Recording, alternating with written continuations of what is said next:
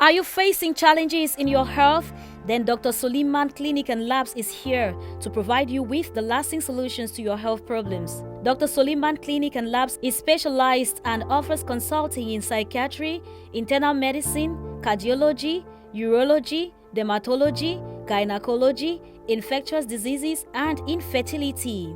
At Dr. Suleiman Clinic and Labs, we offer 3D/4D scan at just 5,000 francs, emergency ambulance, free ultrasound scan, and free medical consultations. Our staff is composed of well-trained doctors with good laboratory and best equipment. We are located in 2 cities, Boya at Mile 18 Bolifamba, and in Douala, we are located at Entre Pilot.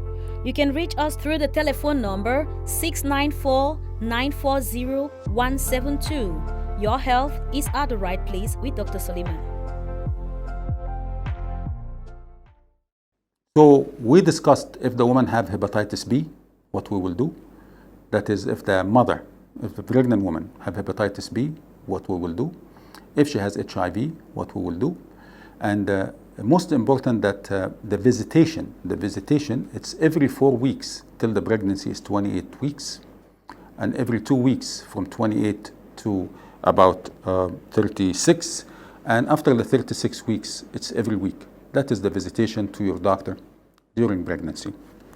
Now, what else? Okay, we spoke about hepatitis, we spoke about HIV. What else? What are you looking for during those visits? You come every 4 weeks, you come every 2 weeks. There are 2 very important things that you have to look out for.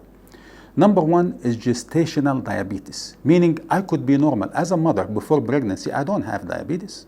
And once I get the pregnancy, I develop diabetes. So what is the impact of diabetic or the patient, a pregnant woman that developed diabetes on a pregnancy? The impact is the baby will have macrosomia. The baby will be so big, 5,000 grams, sometimes 4,200. Big baby, 5 kilos. And what is the problem there? Well, the problem is the baby has to come through the vaginal canal. And we have a bone there on the top of the vagina called pubis. The shoulder sometimes gets stuck when the baby is trying to exit, when you're trying to take the baby out. And that can cause shoulder dystocia and rupture of all those plexuses down there. The baby will have permanent damage to the upper limb, cannot move. The shoulder has got stuck, and you pulled too hard with a vacuum, or you pulled with whatever means, and you can hear the bone breaking, when you're trying to take that baby out. So macrosomia is a complication of gestational diabetes. Gestational meaning the diabetes that develop during pregnancy. That is the gestational diabetes. So, and it's important for us so we don't have a macrosomic baby, a very big baby. And that is important for us so at the time of delivery, we don't have shoulder dystocia or shoulder difficulty. The shoulder can get broken. In this case, some doctors will prefer to do C-section, delivery by surgery. But we can all prevent that. We can prevent that if we do tight control on the mother. There are values that you have to know. So there is, when a mother comes in, we do fasting blood sugar. The fasting blood sugar has to be less than certain value. Then after 1 hour, we give her 50 grams of glucose, and we measure the sugar after 1 hour, and we see the value. Then after 2 hours, we give her another 100 grams this time of glucose, and we measure. Then after 3 hours, we give her another 100 grams of glucose, and we measure. So we did 4 tests now. We did the fasting blood sugar, we did the 50 gram glucose oral test, and we did the 100 gram of glucose after 2 hours, and we did the third 100 gram glucose by mouth after 3 hours. We take the 4 values.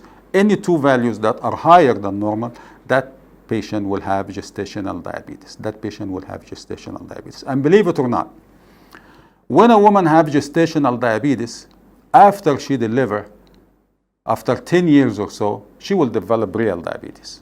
So you can say gestational diabetes check is actually screening for real diabetes to happen later on. Most of them develop real diabetes after they have gestational diabetes, at the check. when you first come to check them. So now we know. So very important for us, the woman not to develop gestational diabetes. So how are you going to manage? If you do the 4 test, which is, like I said again, the fasting blood sugar, the 50 gram, the 100 gram after 1 hour, and after 2 hours, and the another 100 gram after 3 hours, 2 of those values, 2 out of the 4 values became abnormal, that woman have gestational diabetes. What is your next step? The next step, that woman will be told to manage her diet, meaning much, of complex sugars, less of simple sugars. That will solve the problem, meaning avoid carbs as much as possible. Eat as frequent as possible, but a lot less carbohydrates, a lot less starch. That is bread, rice, macaroni, all those carbohydrates rich food has to be avoided. And then you will buy a sugar machine, a diabetes machine, that sugar testing machine, and you will take it at home and you measure, you make a schedule at home, and you tell me 1 hour after food how much was your sugar. So that means you're gonna check your sugar like 3 or 4 times a day. After breakfast, 1 hour, what was your sugar? After lunch, 1 hour after lunch, what was your sugar? 1 hour after dinner, what was your sugar? You're gonna bring me all those values, and then we decide, did diet control your sugar or it didn't control? Then I will tell you, okay, fine, continue like you're doing, your sugar is now controlled, congratulations. Now, what if she is not very, some people are determined, when you tell them do this, they do, and some people just listen while in your office, and then when they go home is a totally different story. So when she comes back with that, her calendar, and you see that, okay, the values remains high. After breakfast, the sugar is, after 1 hour after breakfast, the sugar is high. 1 hour after lunch, the sugar is high. 1 hour after dinner, the sugar is still high. That woman failed to control her sugar by controlling her diet. So what will the next step be? A lot of patients ask, why I'm getting insulin? I'm not diabetic. Well, for a simple reason. We cannot give you oral hypoglycemics, which is like, the medication that diabetic patients take by mouth. We cannot give you that because those are very small molecules that can easily pass through the placenta, and that will cause hypoglycemia to the baby and a lot of injury, a lot of harm to the baby. So we treat those patients with insulin during the pregnancy. We have to adjust the dosage of insulin.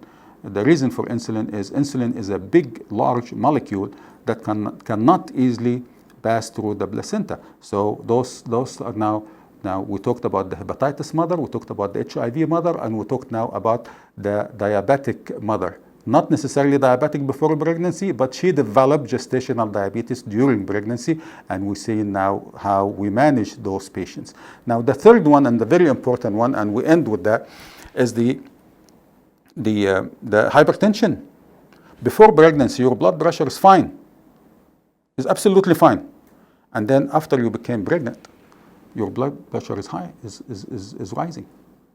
Now, if the story stops right there, we only get a rise in blood pressure after pregnancy, it's okay, we'll just monitor and see. But if it's hypertension plus something else, then we have to be very concerned. Why? Because this now the risk of something called preeclampsia. I'm sure all of you know what preeclampsia means.